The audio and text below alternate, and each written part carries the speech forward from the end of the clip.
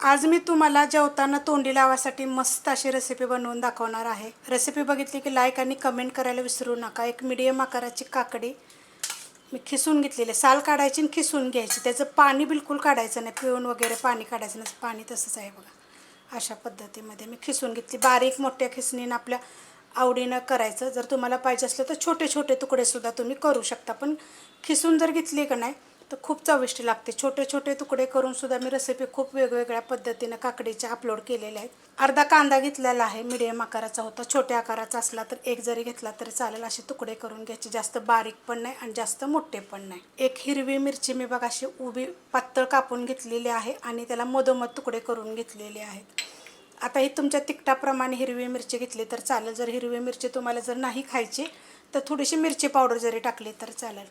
एक छोट्या आकाराचं टोमॅटो, त्याचं पण असं छोटे छोटे तुकडे करून घेतलेले आहेत। त्याच्या जागी तुम्ही अख्खं जरी टाकलं तरी पण चालू शकते। हे सगळं चांगलं मिक्स करून घ्यायचं आणि हे कधी पण काय करायचं, आपण जेव्हा जेवायला बसतो ना त्या टायमाला जरी केलं तरी चालेल। नाहीतर मीठ काय करायचं नंतर टाकायचं, फ्रीजमध्ये ठेवून द्यायचं, म्हणजे थंड थंड खायला पण छान वाटेल। मिक्स करून घेतलेलं आहे। ह्या चमच्याच्या मापानं 2 चमचे मी शेंगदाणे भाजून मोठे मोठे कुटून घेतलेले आहेत। जर तुमच्याकडे आपले म्हणजे जे खारे शेंगदाणे असतात ना, ती जरी असले का नाही तर ती सुद्धा थोडेसे कुटून टाकले तर चालतील, तुम्ही जरी हे नाही टाकले तरी। कसे भाजायचे त्याची पण रेसिपी मी अपलोड केलेली आहे, शेंगदाणे फुटाणे वगैरे सगळं।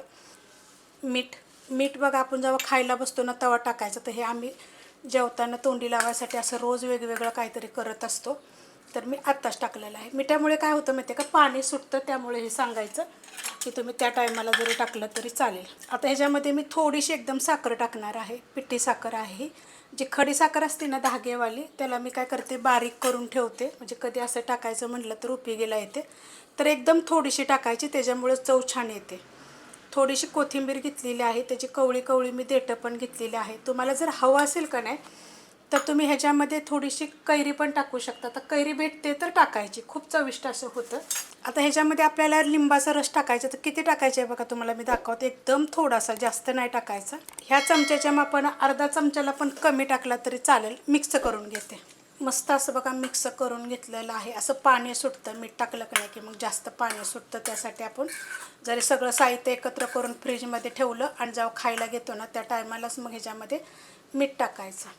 खूप चविष्ट असं होतं, तुम्ही एकदा करून बघा। काय होतं, गरमीच्या दिवसामध्ये ना जेवण जात नाही, तर असं काहीतरी वेगळं।